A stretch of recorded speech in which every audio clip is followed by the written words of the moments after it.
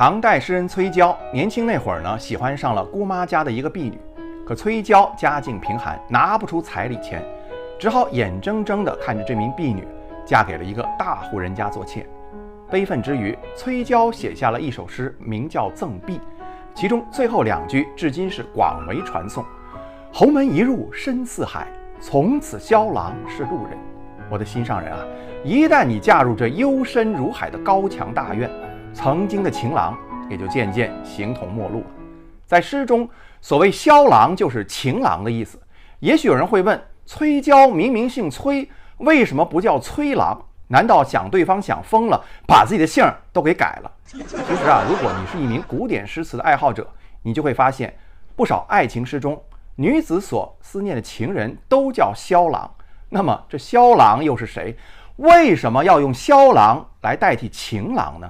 今天啊，咱们就聊聊这个话题。关于萧郎的来历啊，一般有2种说法。一种说法呢，是指梁武帝萧衍，他是南北朝时期南朝梁国的建立者，风流多才。还有一种说法呢，我个人比较认可，是来自汉代刘向的《列仙传》，书里记载了春秋时期秦国一个名叫萧史的男子，他一直隐居在华山，采药炼丹，修道成仙。据传啊，他吹的一手好箫，箫声呢能立刻吸引孔雀和白鹤飞来，为他是鼓掌喝彩。当时的春秋5霸之一的秦国国君秦穆公有个女儿叫弄玉，年方15，生的是国色天香，而且呢也是一个吹笙的高手。他住的凤楼中呢，常常传出凤凰的鸣叫，其实是他美妙的声声啊。一天晚上，弄玉又坐在这个凤楼中吹笙，他的声声呢，轻柔的好似一缕青烟飘向天际。过了一会儿，弄玉隐约听见星空中似乎有一阵箫声传来，正与自己的声声形成了非常和谐的2重奏。弄玉心想，不知道这吹箫的是什么人，吹得我的心都被他偷走了。如果他是一个男人，我一定要嫁给他。咱说句实话啊，古人的生活比较单调，接触面也比较窄啊，不像现代人一不高兴就上网，网上无数的帅哥美女等着你，一言不合就坐上飞机出去旅行。那会儿呢，是既无网络又没飞机，秦国国君的女儿又怎么样呢？还不是整天在自己的闺房里发呆，所以很容易想入非非。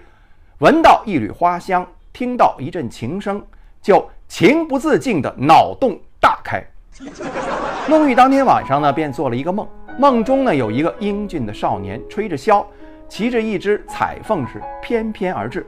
少年对弄玉说：“我叫萧史，住在华山，从小呢我就喜欢吹箫，那天听到你吹笙，我就忍不住来找你，咱们做个朋友吧。”说完他就开始吹箫，箫声优美。